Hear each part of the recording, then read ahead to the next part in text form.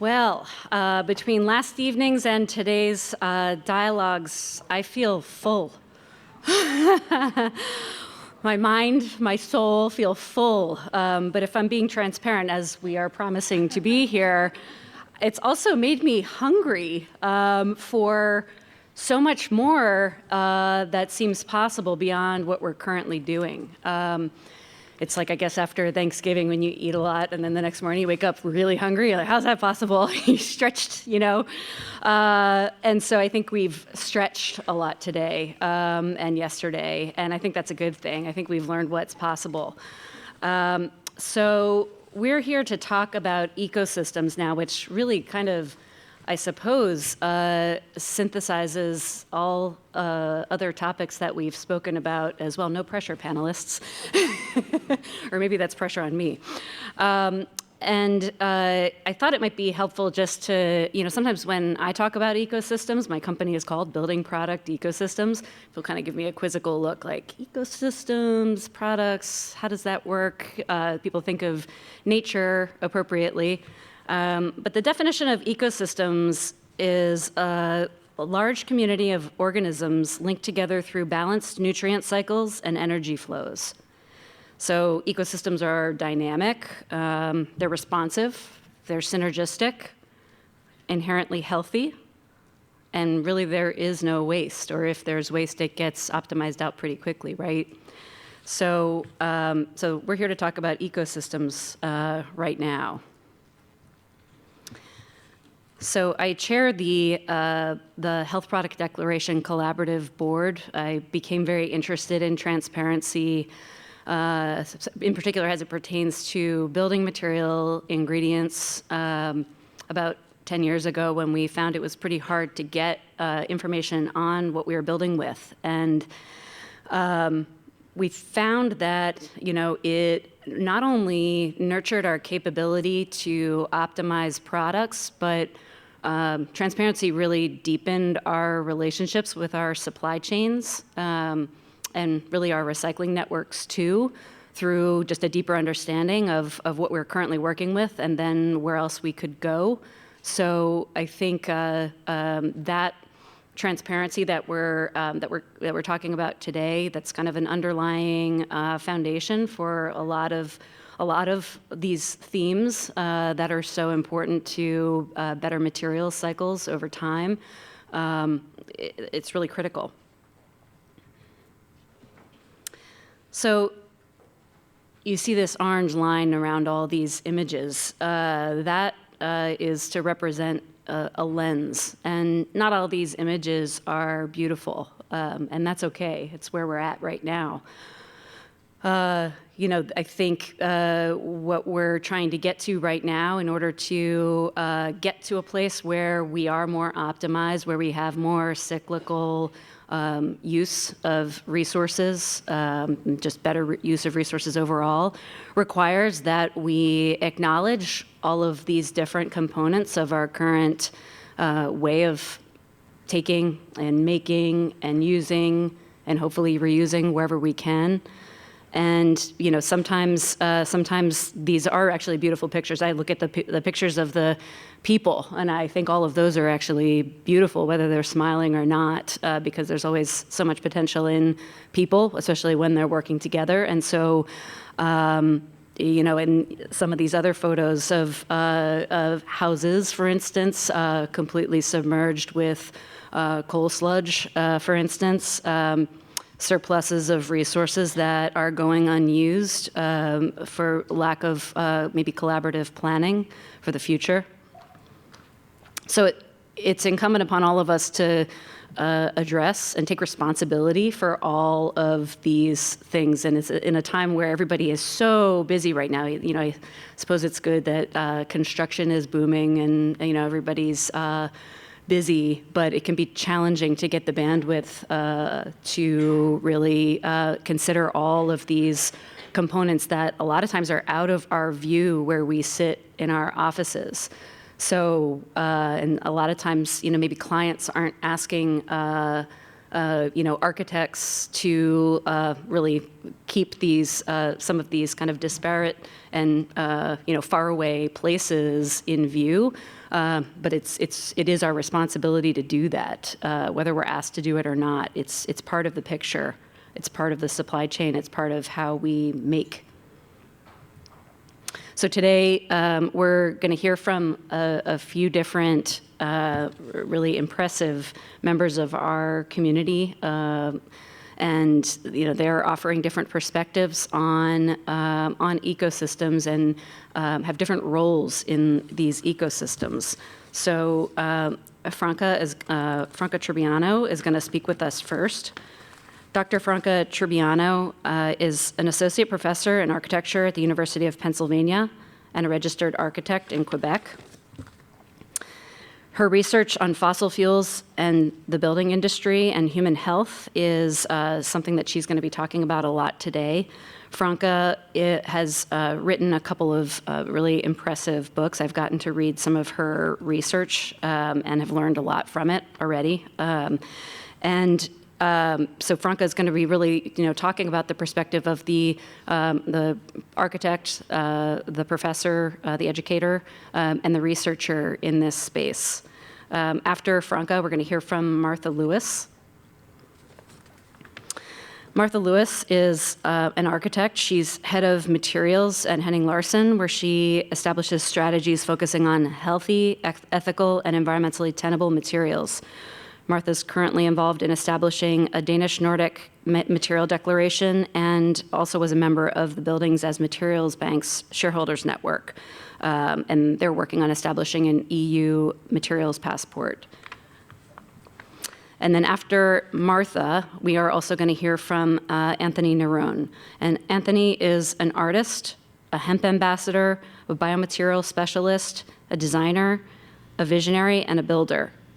So Anthony grew up surrounded by beauty and design in his mother's boutiques, and then really devoted that kind of learning and understanding to kind of a transitioned application into construction, which is really interesting. So he began that training in 2005 and then founded his company in 2009. And Anthony works on assembling raw materials to make effective products, really mostly focused on HEMPCRETE and lime plasters, which you don't hear a lot about in an active practice today. And so I think it's really interesting to hear about the challenges and the opportunities in that space with some of these materials, as we've spoken about in other panels, that maybe were used a lot more in the past and are having somewhat of a resurgence. So, Franca, come on up.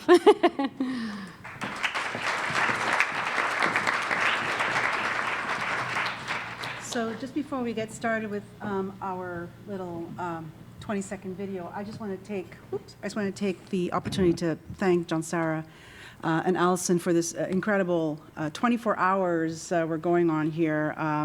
It has recentered, reinvigorated, and re-inspired many of my questions in this field. So thank you so very, very much.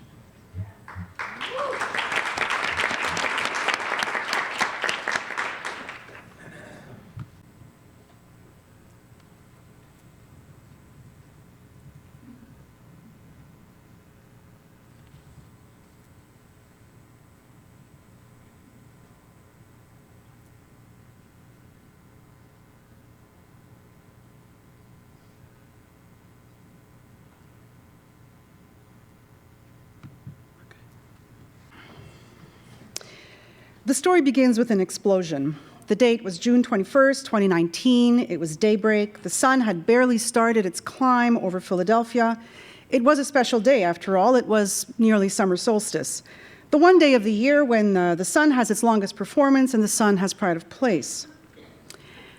And yet, it was the sun of a different kind that awoke the good citizens of Philadelphia on that fated morning. A fireball of petroleum energy exploded at 4 a.m., sending into the dawn sky plumes of chemical smoke, torching the contents of a storage tank that held 335,000 gallons of crude oil. Multiple explosions ensued, including in an alkalination unit that uses the highly toxic and volatile hydrofluoric acid. propane and butane burned for hours. According to the city of Philadelphia and its officials, the explosion posed no serious threat to the surrounding community as, quote, no ambient carbon monoxide, hydrocarbons, or hydrogen sulfide were measured in the air, end quote. Now, living immediately north, are we there? Yeah. Living immediately north, less than 2 miles away, shaken out of bed and being told to shelter in place, I was reassured that there was nothing serious to the surrounding, no serious effects for the surrounding community. At the break of dawn, the fire at the oil refinery managed by Philadelphia Energy Solutions, the largest petroleum refinery in the Northeast, was for the most part under control, we were told. Yet it was apparent to me for the very first time that this was the site where many of a good architectural plastic had begun its journey into being. The second story I share with you today is one of design, technology, innovation, and ecological aspirations. It's also a story of naivete and professional negligence, mine. The year was 2007, and the goal was to build a net zero home whose energy production would hopefully be equal to its energy expenditure. Cooking, heating, cooling, taking a shower, reading in this house would not adversely impact the world and contribute to additional CO2 emissions and, of course, stave off climate change. All of the house's energetic needs would be taken care of by the solar power that was generated by the 27 cells which grace the house in the form of wings ready for flight. Icarus Redux was the interdisciplinary project that was built as part of the Georgia Tech Solar Decathlon Home in 2007, whose main ambition was to maximize the amount of solar natural light that was channeled, stored, transmitted, and transformed into energy. Now, on the one hand, an aspirational project for sure, but on the other hand, it was highly misguided. It was predicated on the adoption of plastics, more plastics. Plastics on the outside, plastics on the inside, plastics in the bedroom, plastics in the bathroom, plastics on the facade, and plastics on the roof. Gaskets, sealants, PEX tubing, panolaminates, cellular polycarbonates, polyacrylics, even nanoaerogels, ethylene tetrafluoroethylene. We could not get enough of the stuff. Sadly, it was not lost on me, even today, that our team won the British Petroleum Solar Award for Innovation. Of course we did. We excellently demonstrated the myriad of ways that one could continue to exploit petroleum in buildings, even if we succeeded in using the sun to displace the use of fossil fuels for powering the house. Tragically, in building this otherwise aspirational project, it never occurred to anyone on the design team that the use of so much plastic might do more to undermine the stability of the climate than the energy that was needed to actually take an extra long shower, which I happen to love. Never was fossil fuel depletion a factor in our choice of materials, nor was the risk of toxicity, waste, off-gassing, VOCs, and poor indoor air quality. We had, in fact, built a true Icarus. This time, however, his demise predicated on wings built of fossil fuels. Plastics, yes. It's no secret that many of us love plastics. Indeed, the industry is addicted to them, and we heard this last night as well. But what are they? All plastics share their origins in polymerization, the process by which molecules are combined and altered, typically from simple monomers into more complex polymers. The design and engineering of monomers is, in fact, what conditions the material performance of polymers.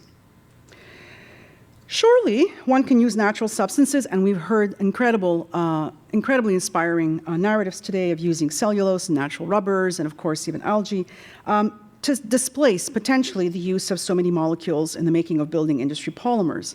However, the greatest amount of polymers still today are made from fossil fuels. According to the Center for International Environmental Law, nearly, quote, all plastic produced today, more than 99%, is manufactured from fossil fuel stocks, including natural gas liquids and the byproducts from crude oil refining. Building industry plastics and consumables will account for, as we heard earlier today, for about 20% of global fossil fuel consumption by 2050. It's not surprising that the largest oil and gas companies are also in the business of supplying the raw materials for plastics. The construction industry is, of course, the second largest consumer of plastics in the US, consuming more than 12 million pounds per year. And through a process of distillation, that thick, unsightly, and dark liquid that results from the smelting of raw coke, coal gas, or crude oil is magically turned into a versatile new substance. And of course, this proves, right? I'm sorry that it's difficult to read, but this is some of the chart lines of typical polymerization. It's turned into versatile new substances such as, and here we go, polyethylene, polyvinyl chloride, polystyrene, polycarbonate, polyurethanes, polypropylene. And these are just a few that are kind of markers of the building industry. And they're, of course, formed by a myriad of ways using lamination, injection molding, casting, extrusion, thermoforming, 3D printing. We get the idea. They're super, super volatile. And we know that plastics come in one of three primary types that we're using in the building industry. We're using our thermoplastics, in which molecular bonds are multiple but not cross-linked. These make the materials really soft and pliable, and they can be formed and formed almost ad infinitum, and this is why architects love to use them in many of these signature projects, some of which you know quite well. We also have thermosets, and in this case, thermosets have bonds that are much stronger, and we'll probably hear more about this later on today. And in this case, these are physically stronger materials, but they're almost impossible to recycle, as we'll see in a minute. And we see some of these architectonic projects that are using thermosets. But then, of course, we have elastomers. And elastomers are typically rubber-based compounds such as silicone and neoprene and EPDM. And these, of course, rarely enter the architect's design vocabulary, as they're typically invisible to the design eye.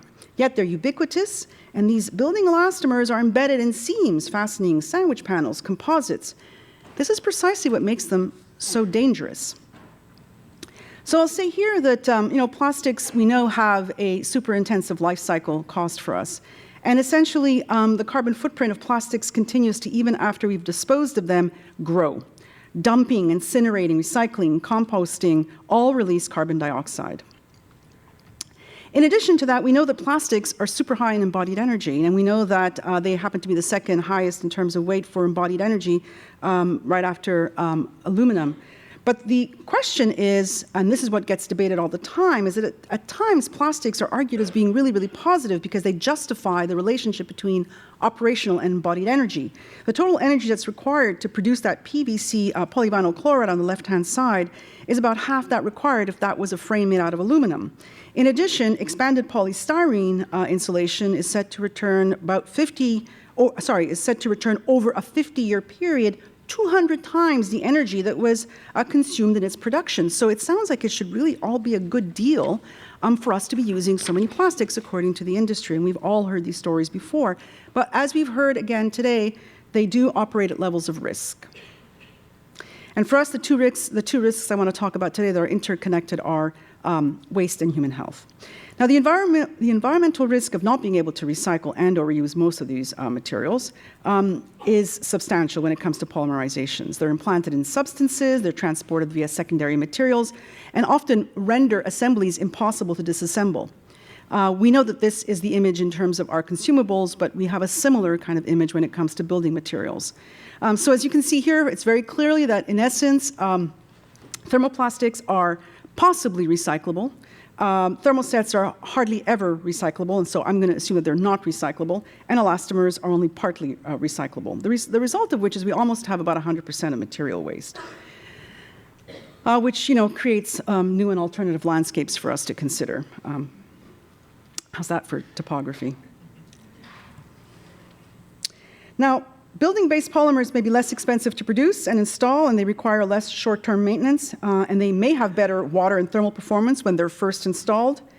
But the macabre beauty of this photo reveals, what the macabre beauty of this photo reveals is that, quote, the falsely forever and materially inarticulate character of its building assemblies is something that we're going to live with forever.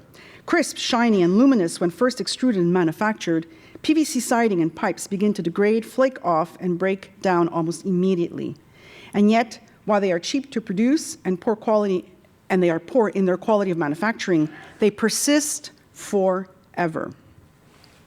So the risks to human health of the perpetual presence of ever smaller polymer particulates are substantial, and they have been already substantiated. Polymers overrun our landfills and contaminate our soils. They break down into easily airborne particulates and into microplastics. They're even toxic during synthesis, manufacturing, and when ignited. And of course, we've already heard today about the ways in which they contribute to asthma, eye irritation, and many of these symptoms. The case of PVC is pretty frightening. Polyvinyl chloride is incredibly versatile, and it's used in almost every single building material that we have, from windows to gaskets. But the PVC monomer is a known carcinogen that must be manipulated in closed systems to protect workers from exposures. And PVC is often plasticized or is made less rigid using chemical additives, which of course leach into the environment. One of them happens to be phthalate plasticizers. And we know that they're proven endocrine disruptors. And not to mention pose risks for reproductive health, immune response, and embryonic development, as we heard earlier today, for children, but not only for children, for all of us. Now, if PVC incineration is not executed in accordance with environmental guidelines, the high chlorine content that results in the formation of toxic carcinogens produces dioxins in high concentrations, which of course can be lethal. And when plastics burn in uncontrolled building fires, the release of dioxins poses serious risks for firefighters and others, a situation that of course the city knows incredibly well. But of course, the very materials that are used to put out fires are killing us. Linda Birnbaum, the former director of the National Institute of Environmental Health Sciences, has spoken out against efforts to silence those who aim to communicate how, quote, industrial chemicals that have been used to make nonstick coatings that we heard about earlier today, firefighting foam, are basically killing us. Hence, whether through use, leaching, dispersal, or even burning, the accumulation of fossil fuel that's derived from plastics in our built environment and in our bodies must be an issue to the AEC, the architecture, engineering, and construction industry. I believe that there's no more immediate threat to our survival. Speaking about survival, in 1954, Richard Neutra stated in his work, Survival Through Design, quote, "For survival, we cannot always depend on our senses. They often fail to report danger in the smallest dose, which sometimes is the most dangerous. The fact that a man does not realize the harmfulness of a product or a design element in his surroundings does not mean that it is harmless. We need other, more objective criteria than mere opinions or custom and habit." I guess Neutra was our canary in the coal mine. This leads me to the project, Life Cycle Index of Human Health in Building. What is needed is an integrated life cycle index for measuring the risk to human health posed by fossil fuel polymers. This is the work that we've begun at the Weitzman School of Design at the University of Pennsylvania and is funded by the Kleinman Center for Energy Policy. Fossil fuels, the building industry, and human health, a roadmap to reducing the risks of toxicity in petroleum-based architectural plastics, aims to design a building industry roadmap for decision-making in the context of minimizing the risks associated with building-based polymers. Working alongside undergraduate and graduate students, the project involves four criteria. It's hard to see this on the, it's okay. First, data mining, which basically tries to review existing life cycle. Let me just read these through because I'm going to go into them into more detail. Data mining, assessment tools, professional education, and material disclosures. And we just talked about material disclosure in the introduction on the concept of transparency. So in the context of data mining, we're looking at a whole number of life cycle databases and evaluating the extent to which they do or do not include aspects of toxicity and hazardousness related to materials. So whether we're looking at EcoVent, many of us in this room have worked with some of these before, but primarily we're asking questions of, questions of toxicity. So EcoVent, Gabi, Tally, these are elements that we have in our environment. Assessment tools that we're looking at, many of us, again, have used these already. And I'm just going to, again, show you the content that the research project is looking at. Whether we're looking at the Pharos website, which is incredibly detailed and offers a lot of valuable information, the question is, how do these tools help us get to our roadmap? Or whether it's the WELL certification with its own incredible understanding of materials in its own deep category of 11.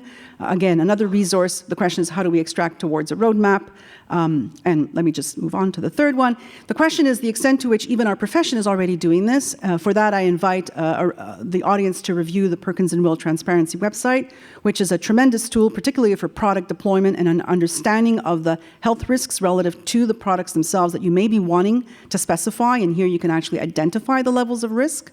And of course, the environment that we're in today, we often have to remind ourselves that the home that you're in is, in fact, an incredible resource for this.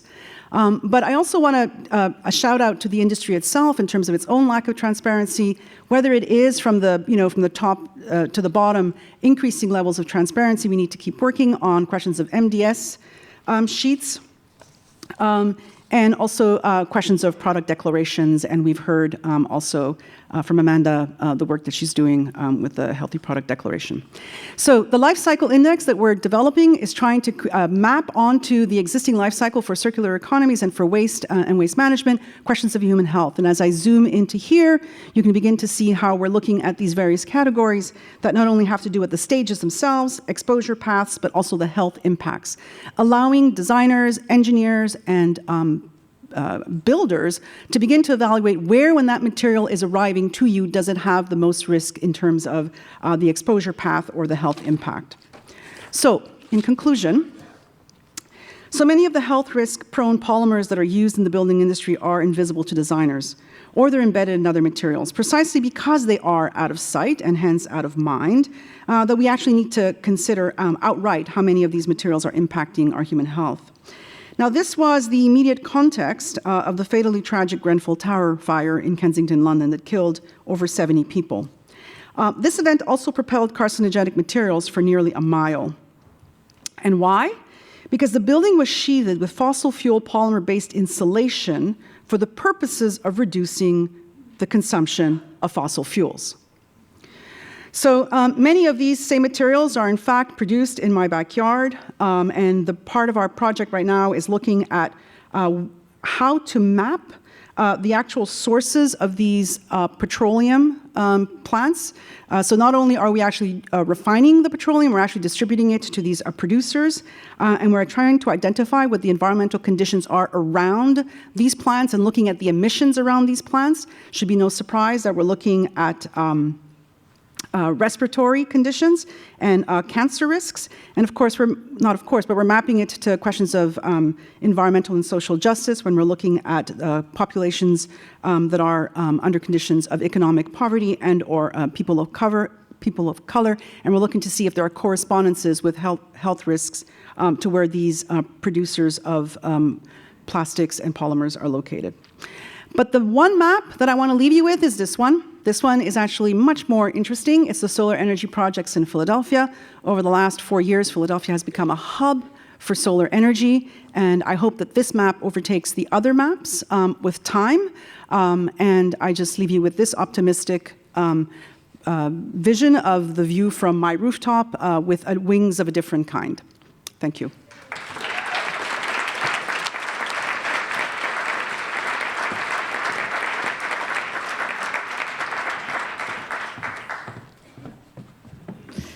Hello, and thank you, John Sarah and Allison, for making this amazing event, and a huge thanks to the Healthy Materials Lab, the energy that's in that lab. You are an engine of radical change. I am an architect. I work at Henning Larsen in Copenhagen, and for many years I have been speaking of the need for selecting our materials based on a holistic evaluation principle, where we look at, of course, the aesthetics. We also look at the budget. That's always number one somehow. And we're always trying to fight for the aesthetics. But I try and make a very strong argument in the office that we need to, in addition to fulfilling code, our materials need to look at 3 other very important aspects. They need to take health implications, environmental implications and ethical implications into consideration as well. And in the recent year, I've been changing that terminology a bit to talk about we need to look at the health implications and also the planetary health implications, not the environmental ones. Environmental is, it's not close enough to our body. We need to make it closer. We need to make it more visceral. So planetary health for me is a very nice way of evaluating materials. I've also noticed in the last half year that there really is quite an acceleration in people's concern. And this is not just within the field, but in general, and I imagine that you also have noticed this. This is very important. This urgency, I hope, leads to change. And this is an urgency that comes from this in our field. Any architect in this room knows this statement. The construction industry is responsible for 30 to 40% of the global CO2 emissions. And what I'd like you to do is take a look at that fifth word up there, responsible, and do a little professional soul searching, especially if you're an architect. Perhaps admit to yourself that we have actually been part of the problem over many years and not part of the solution.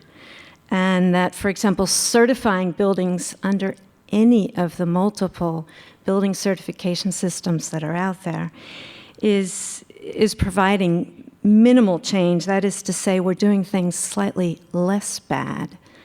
And that's maybe not what's good enough or what's needed now.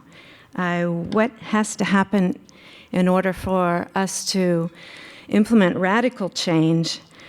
What is that? I don't have the immediate answer, but I do know that knowledge is a good agent. Knowledge is a motivator.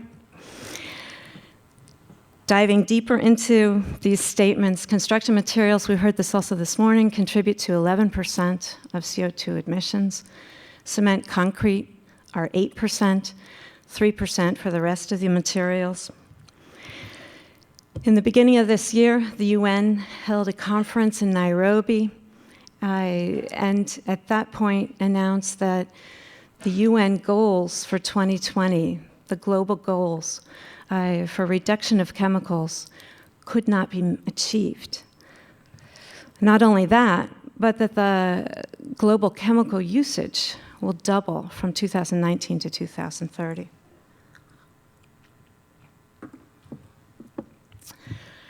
The building sector stands for 28% of the global chemical usage. That makes the building sector the largest user on a revenue basis of chemicals. The next largest is the electronic industry, and that's half of this, so 14% of the usage. Agricultural pesticides, much smaller percentage. The health industry, also a much smaller percentage. Fashion industry, also much smaller. A study by the Danish EPA looked at the actual usage of hazardous chemicals in Danish building products and concluded that more than 14,000 tons were being used in Danish building products. I did a follow-up study on this, looking at the data from 2016, and it doesn't look good. We have increased by 58%, so we have 22.5 tons of hazardous chemicals in Danish building products. And these are hazardous chemicals that have been defined by the EU's chemical agency as being substances of very high concern, and also being identified by the Danish EPA as they're on the list of undesirable substances. Looking at the other major humanitarian crisis, the loss of biodiversity, study from Die Zeit indicated that 80% reduction in insect species over the last 20 to 30 years. Adding that together with resource scarcity, you have the burning platform. And now that I've banged you all collectively over the head with the difficult status of our planetary ecosystem, what are the solutions for moving forward and for effecting disruptive, transformation in a change-resistant and risk-adverse industry? In order to tackle that one, I want to just dive into the detail level and explain a little bit about energy and a little bit about carbon that I think are essential in order to be able to move forward. We have opened our New York office last year, and we have work on multiple continents. The drawings that I have on the screen on the left, there is a detail and a facade detail from the University of Cincinnati Business School. This fulfills the energy requirements for LEED Gold, and we have a total of 4.5 inches of insulation. For a similar office building in Copenhagen, on the drawing boards in 2015, where we had to fulfill the Danish building code, we have nearly double, 8 inches of insulation.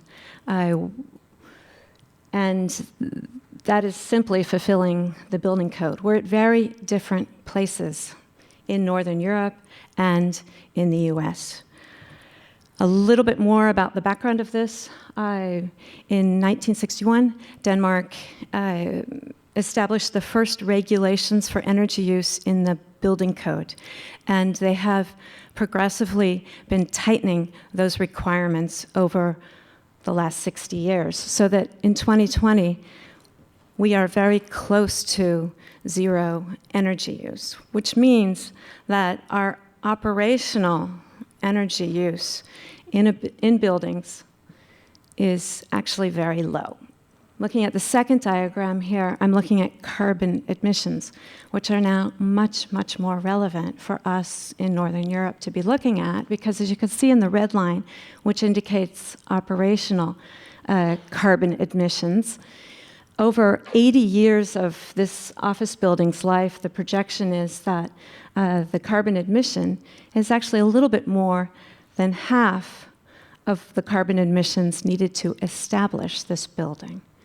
So that's why our focus has to be on the embodied carbon in building materials.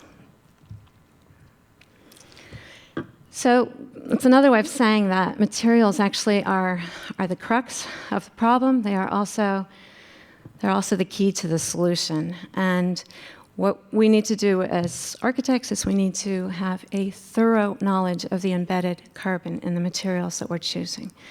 We also need to look at the hazardous chemical content, and we need to be very aware of the implications for biodiversity. We were lucky enough this year to have a fabulous case to test some of these challenges and to see if we couldn't address them in a very thorough manner. The case is a small school in Jutland.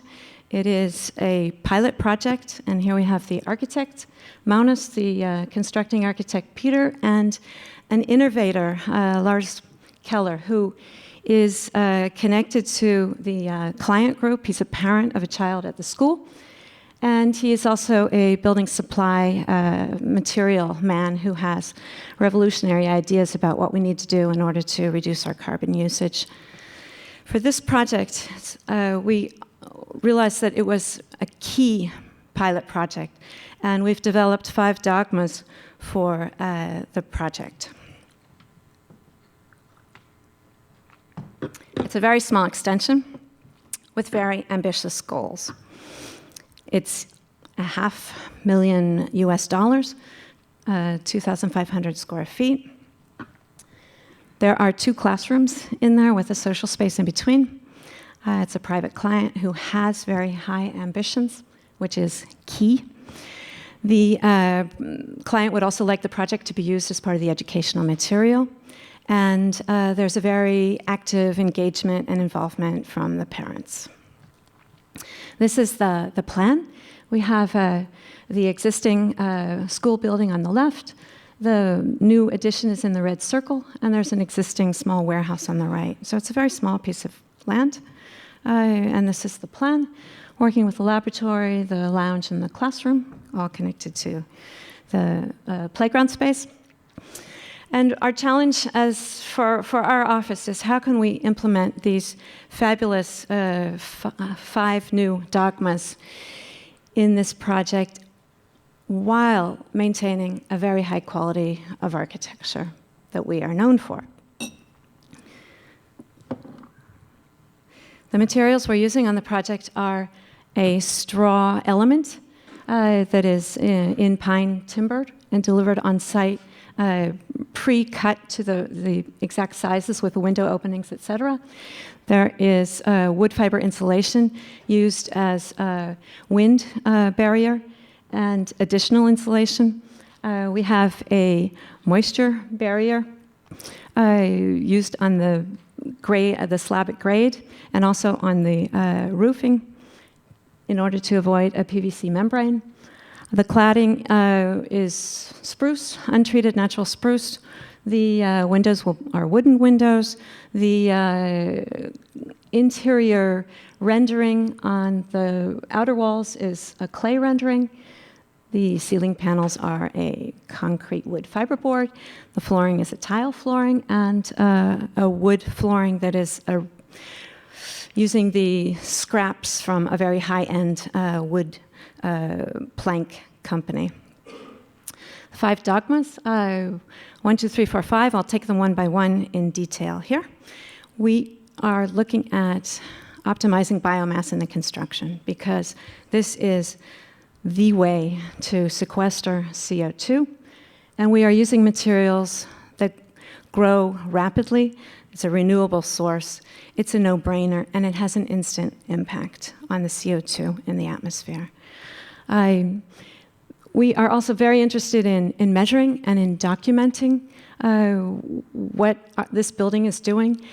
This is a CO2 comparison from the previous school that Lars built with his eco-cocoon straw units. This is not directly connected to this school, but it's been a motivator for us because all of the green is from the previous school built with organic materials, and all of the red is from a reference building, a standard built with standard Danish materials. And just to point a little bit here, I'm going to explain and then walk over. There's a 0 line, and above that 0 line is all the carbon dioxide that is emitted in the material production, and below that line is the carbon dioxide that's sequestered. So on a building component level, here's the line, way up here. And on the building level, here's the line here. The reference building is emitting 112 tons of CO2 in creating the reference building. The organic building is sequestering 32 tons of carbon dioxide. This is what we need to be doing. The second dogma is design for disassembly, mechanical connections, units that can be mounted and demounted. They can be replaced should they need to be replaced. They can also be reused if they have a value at the end of their life. We are trying in every detail of this project to avoid glue and trying to work very clearly with mechanical connections or entire units that are perhaps built up of multiple layers that can be used as an entire unit in their next life. So simple design principles for the reuse of building components in the future. Dogma number 3 is that it's essential that we have a good indoor climate, and that means natural ventilation and optimization of the building glass area to avoid overheating. We are also trying very hard to work with no vapor barrier. And for many years, people in Denmark have been talking about, well, we build these great homes and then we put a plastic bag around them and we're all living inside plastic bags. And of course, even just saying that makes people get a little bit nervous. So we're working with wind barrier and a moisture barrier to try and avoid putting in the plastic layer, and also to improve the potential for carbon sequester. The dogma number 4 is that we are working free of chemicals, or as free of chemicals as we can be within the confines of the existing industry. So this has multiple impacts. We're optimizing the indoor air climate in terms of minimizing off-gassing, and we are trying to improve the health for workers in the production phase and in processing methods. As Laura said this morning, there's a whopping amount of chemicals that these workers are exposed to. So by choosing toxic-free products, we are also looking all the way along the supply chain. And that also has an impact on the end of life of these materials. So if we use them, again, we're not carrying the toxics on to another population. The very last dogma is reuse of local materials. In the case of the school, we are using previously produced materials, and this saves resources and energy. In this very specific case, there's an existing brick wall that needs to be torn down in order for the addition to come up. And we have some very willing and involved parents who are involved in this demolition and the rinsing of the bricks. The bricks will be reused in the foundation detail, which you can see is still on the drafting boards, and they're trying to work out exactly how to do the foundation details. So those are the 5 dogma, with very important reuse of biomass, design for disassembly, good indoor climate, free of toxic chemicals, and the reuse of local materials. Thank you.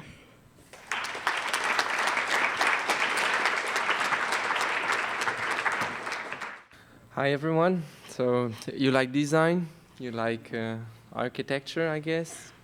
Thank you so much. We have a beautiful crowd. So I'm gonna be the cherry on your sundae. Okay, so Société du Chanvre, Québec, Canada, established in Quebec. So you know my first language is French, so forgive me for the translation. Société du Chanvre is the education part of our work. Half of our work is construction, so most of my time is spent on the construction site. The other part of my work is education. So very early on, I took this responsibility very seriously. You know, you can't just come and put something on the market and hope for the best. You know, if you bring something new, education has to come with it. So lectures, conference, consultation, but also training programs, workshops. So we have Société du Chanvre, we have du Chanvre interior design, we have du Chanvre construction and supply.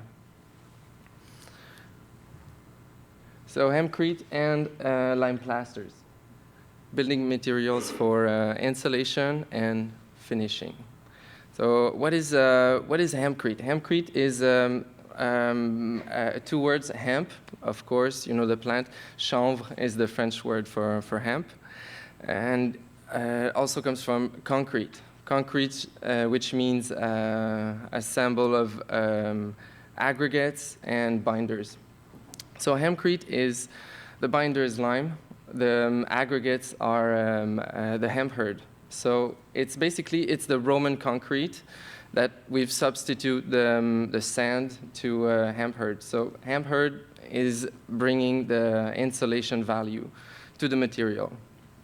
Lime plasters been using lime plasters have been used, you know, for many centuries. You know, so HEMPCRETE lime plasters is like traditions in a modern way.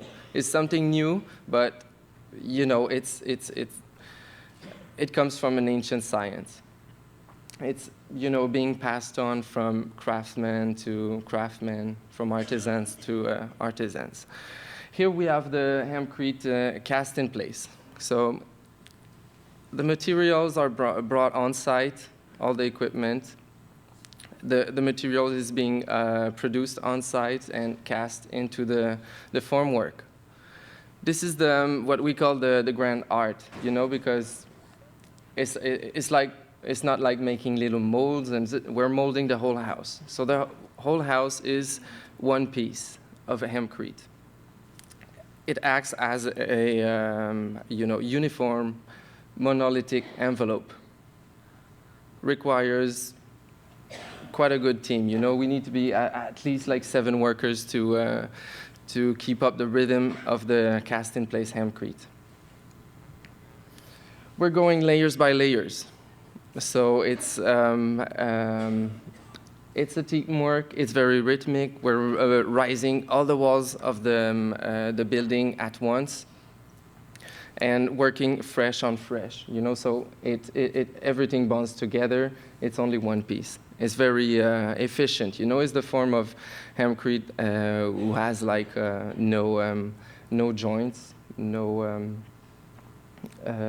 Well, there is this homogeneous envelope that creates something very efficient. We also have the hempcrete blocks, which is the high-quality prefab version of hempcrete. Hempcrete can also be sprayed, but hempcrete blocks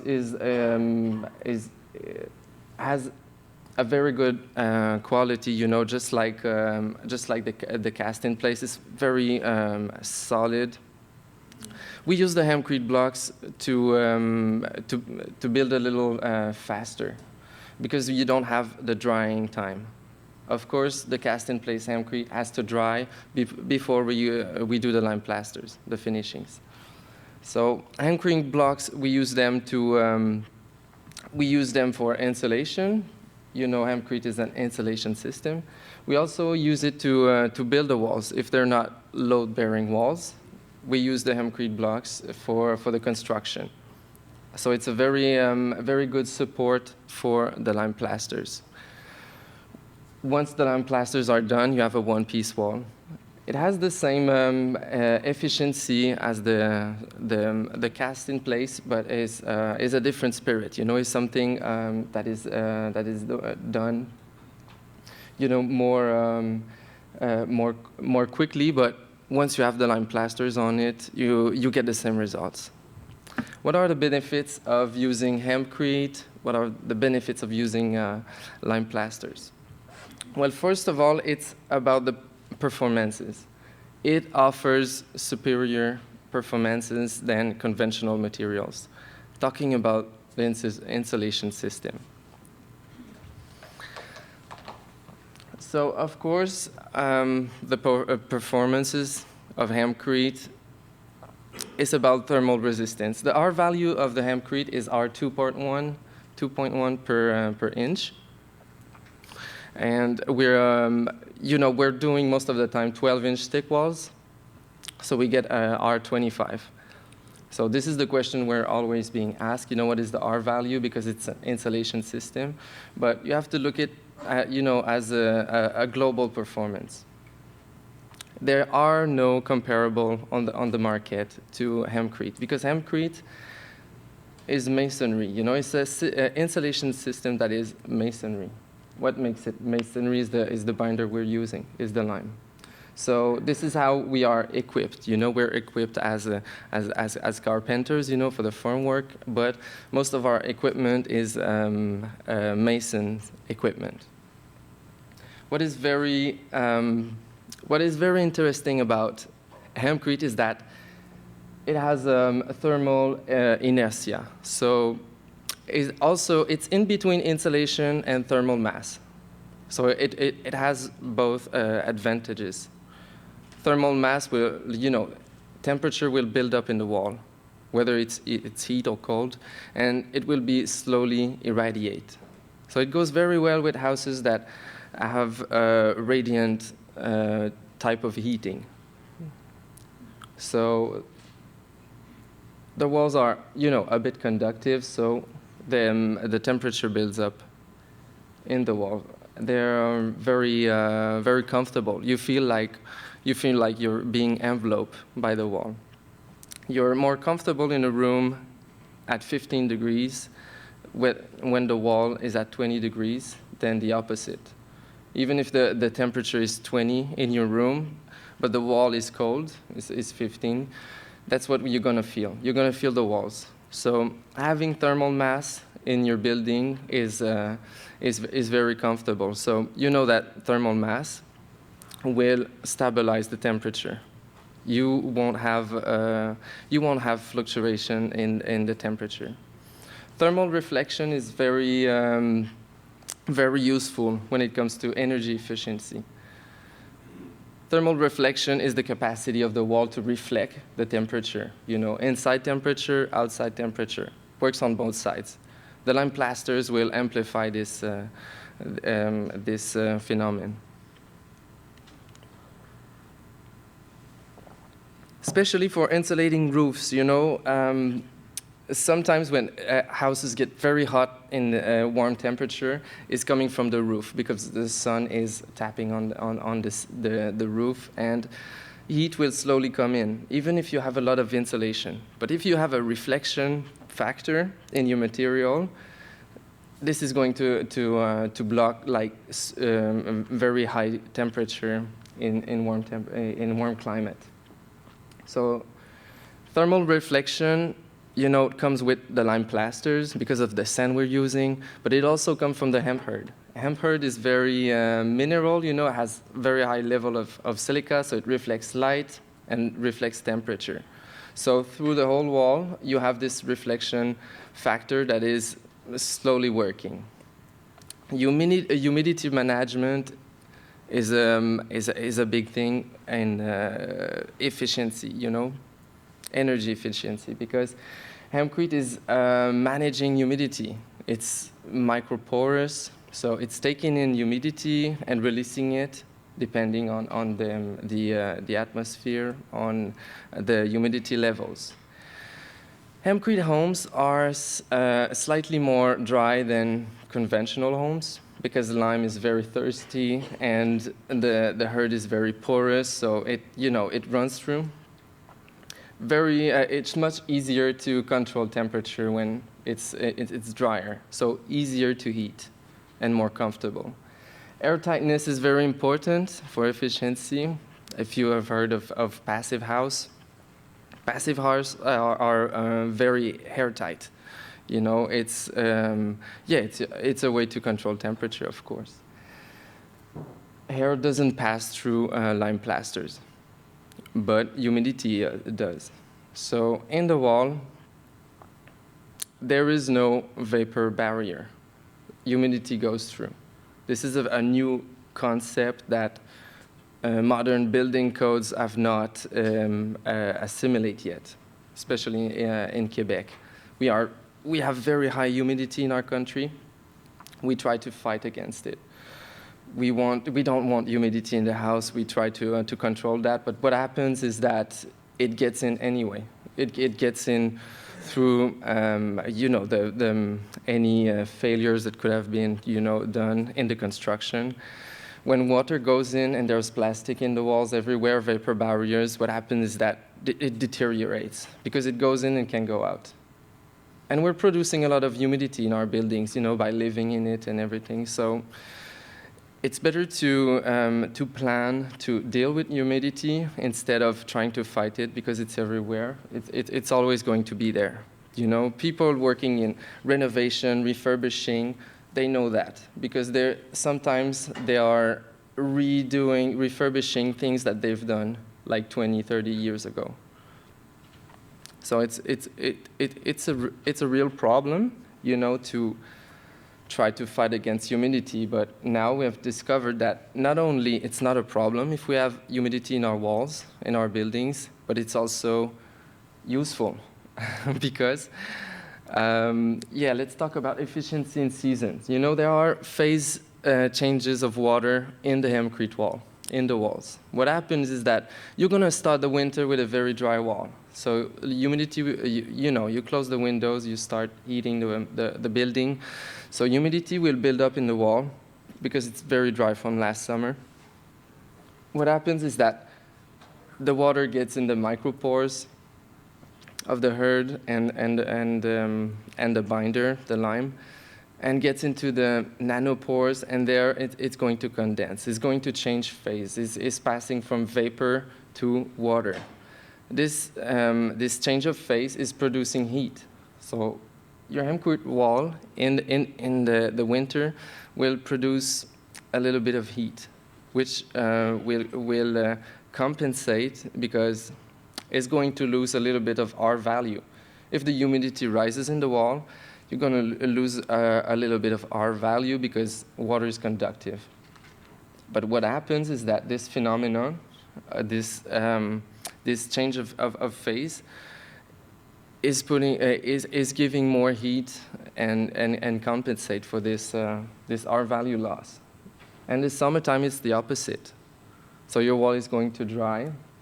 As it goes back to vapor, it's going to absorb the heat. And the wall, they feel fresh in the summertime. So hempcrete homes are comfortable, all year long.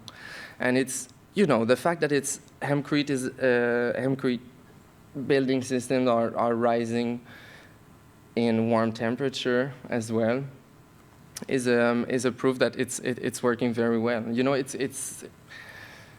It's growing big in Europe. It's coming from France. It's in Belgium, in Germany, in Switzerland. It's big. It's also growing very well in Australia and growing in Morocco. So there are hempcrete buildings, all over the world, and they are performing very well in every climate. So second big, very important benefit from building with hempcrete and lime plasters is the aesthetic. This is what most of the people are looking for, when they come to choose building material. Architecture. Hempcrete, lime plasters, they can fit in every type of architecture, whether you go like traditional or you want to build contemporary. You want to build, more roots. When I started, I've learned hempcrete. It was more rustic type of buildings, not always very precise, and so people closer from nature used to build with hempcrete. My goal was to uplift the standards. I wanted it to be part of the solution. I wanted hempcrete to be a true solution, and rustic type of architecture only fits to a small portion of the market, of the consumers. So we brought it, into contemporary. We have new design currents coming over that are very interesting, like minimalist and very mineral and very, it's very artistic. We want to go like monolithic. So we fit perfectly in those design currents. It's a good thing that these design currents are rising because they fit with our products, our techniques. They fit with sustainability. So we're trying to bring like more substance to those design currents. We want something that will last. We want like timeless building. So it's very important that those new design currents, they come with more substance. They come with more, truthful solution. We use noble materials. What we use is, we're using the hemp, we're using sand, we're using lime, stone, we're using wood. What we're trying to do is, we want to introduce, more of those noble materials in the building. Okay, thank you. Because, we want to inspire noble living. So we have the shapes, we have the new, we have a lot of different finishes.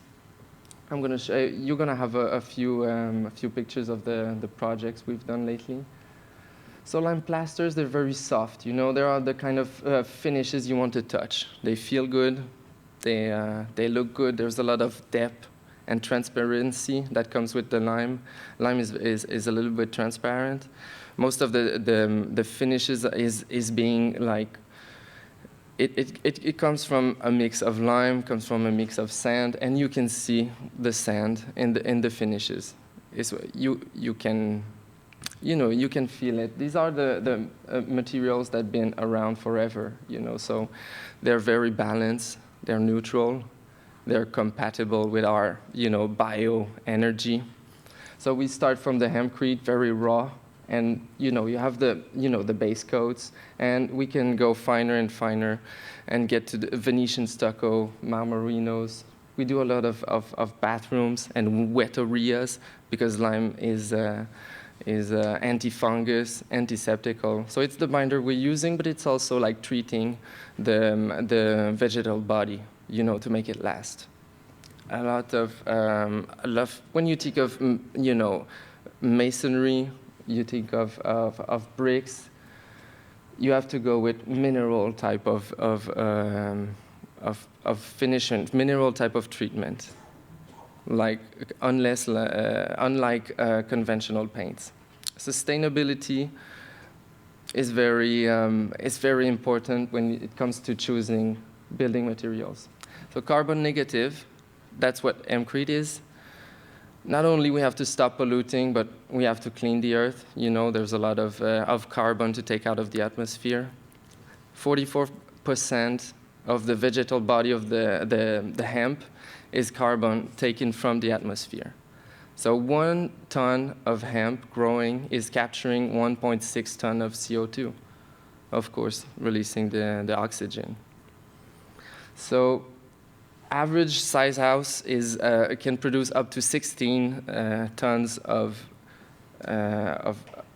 carbon in the air. Yeah.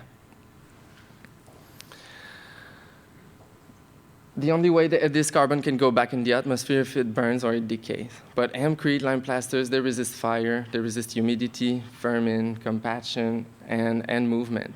So they're very durable, and it's a long-term solution for stocking the carbon. It's earth, worker, and dweller friendly. If we're using the materials that are our feet, we're just reorganizing those elements.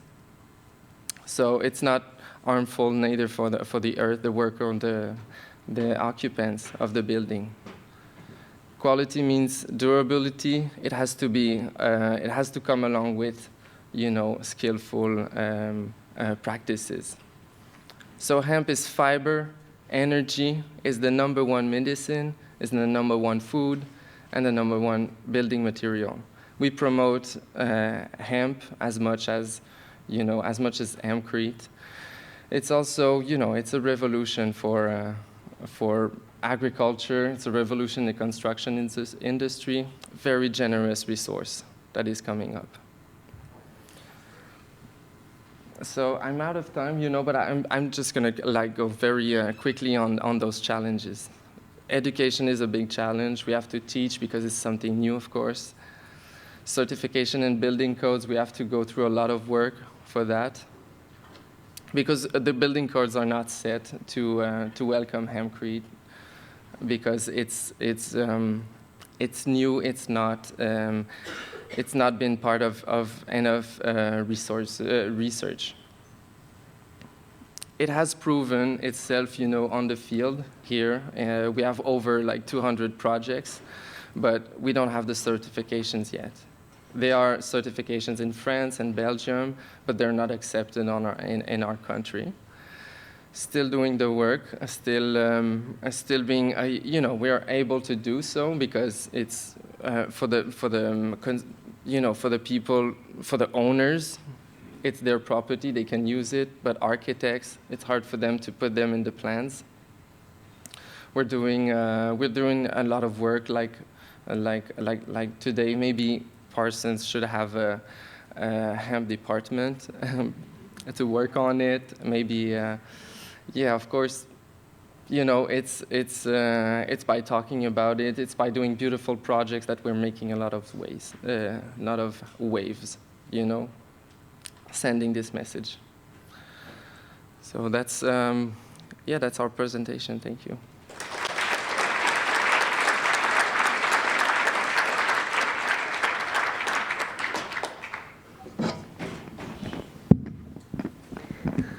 Thank you, everybody.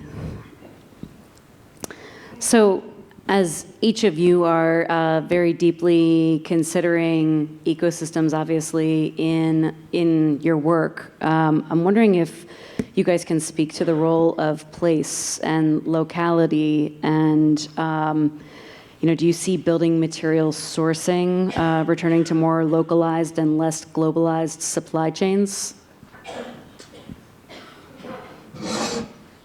Martha, do you want to start? Mic is on. Yes, it is. I think that working local is key, and yes, it's essential for the building supply to have more focus on a shorter distance in the loop. Yeah. Franca? Oh, thank you, Martha. I'd have to say that I guess in a way, working on this research in Philadelphia is working locally at a research level to try to understand maybe not so much the incredible sort of positive and kind of perspective, practices and ideas that we've had in the second and third presentation, but at least trying to understand what are the risks and ways to mitigate the risk at a local level. It's interesting that the refinery is right now in some pretty serious negotiations with the city because naturally the inhabitants that are much closer than I was want the refinery to close, and they've been working at trying to close this refinery for decades. Hopefully there will be enough local empowerment to be able to suggest that there's a much better use for that number of acreage in Southwest Philadelphia, which would be an awesome solar farm, I keep saying, because after all, the land is incredibly contaminated and you can't really do very much with it. So I do hope that even with respect to criticism and critique and a kind of a critical engagement, that we really do start locally. And Anthony? Yeah, we use as much local material as we can, like the sand is very local, lime is local, hemp is a little harder. We're not afraid to import, most of the hemp, I get it from France or Belgium, the Netherlands. They're producing a lot, the industry is well set up. It's not the same here. 2 decortication plants have been set up last year near my hometown.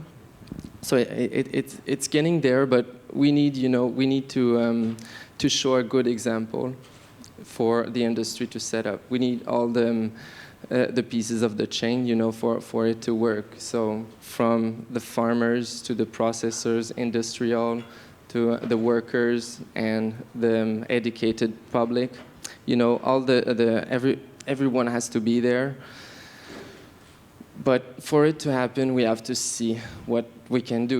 We have to show the example. So importing is just a matter of time that we won't have to do it, in the future. And I'm curious, in all of your work, Martha, you were mentioning that it's really critical to have engagement from a savvy owner. But I'm wondering, surely there's lots of instances of owners not understanding all of these possibilities maybe, and so how do you help them really see this whole system of impacts but also opportunities, and what metrics are you all using? I know, Franca, you in particular, and Martha, you to some extent too, spoke about some of the metrics. What have you found to be most compelling maybe in convincing a client that might not be on board originally to really engage with wanting something that, materials that really respect the whole system and nurture the whole system? Yes, that's very true that even in practice, we have a huge educational role where we are teaching the clients and informing and sharing the knowledge that we have, because knowledge is this accelerator. And if you can show a client, for example, if we did the building like this with this structural material, you would be emitting so much CO2. If we did it with a hybrid construction with glulam, you would be actually right around CO2 neutral. And then if you did a complete massive timber building, you would be sequestering. So we work a lot with material matrices. So we show not just take CO2 into that matrix, but also take all of the other aspects that are relevant for the client. And one of these is an important one is the indoor air. So we evaluate that on the 3 different buildings with the different materials, and we'll have thumbs up and thumbs down for other parameters as well, including cost and including time. How long does it take to build? Do you have any savings in cost if your building is quicker? And putting this on one page, all of the different parameters that we know the client has an interest in, and then the different solutions, this is the best way to move forward for us. And you teach a lot in the process. So a lot of comparison, okay. And Franco, what do you see being next on that front too? Well, so in regards to the question of client, I see the client of this work being professionals, necessarily, architecture, engineering, and construction professionals, and students. And I think that the question of what the metric would be is something that has been dogging me for a couple of months working on this project, because one of the things that I didn't have the chance to say is that actually so much of the data and so much of the work that we're doing on these various evaluation tools and online systems are really daunting for a lot of professionals, and certainly for students. There's an incredible amount of knowledge that one needs even to begin. How do you choose which of the certification systems is better? Which one is more competitive when you're going to actually use it as part of your product of services that you might offer to your clients? So there really isn't a roadmap for making the decisions clear to yourself and to your future clients as to which way one would head if one's trying to identify a range of healthy material choices in your building design. And so the roadmap, similar to a roadmap that I had designed relative to energy efficiency for retrofits, is really a tool to help the decision-making process of the designer. Metrics are important, but they're not the goal. It's the value system against which the hierarchy of decision-making is to be set. And that's a little bit of a different activity than using metrics alone. So it's metrics value in a process of decision-making. Mm-hmm. Okay, great. And can you say a little bit, Anthony, about the education that you do with regard to all of this in that component of your business?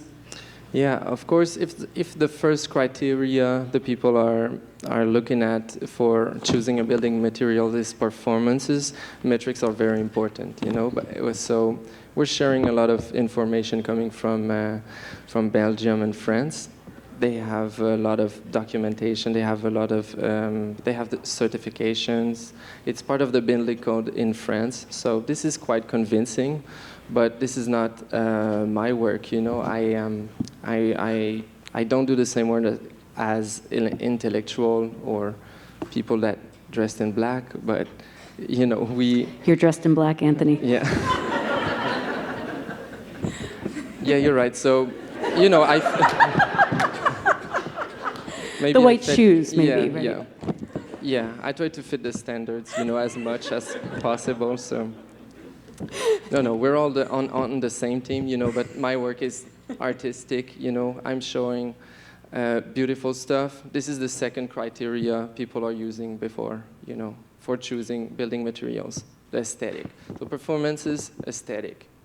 That's about what they're looking for. Sustainability is something just interesting. It's not so much into decision making.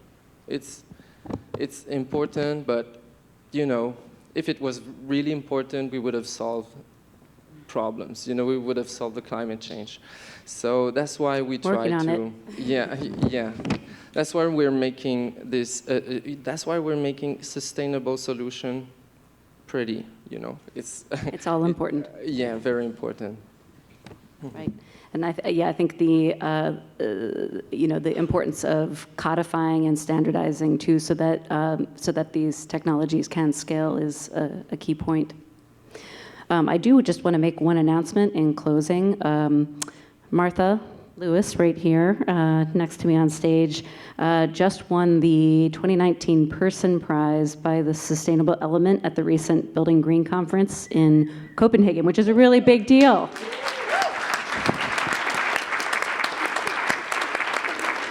Late breaking news. But we have some really kind of stellar people across the board up here on stage, so everybody give everybody a hand, please. Thank you.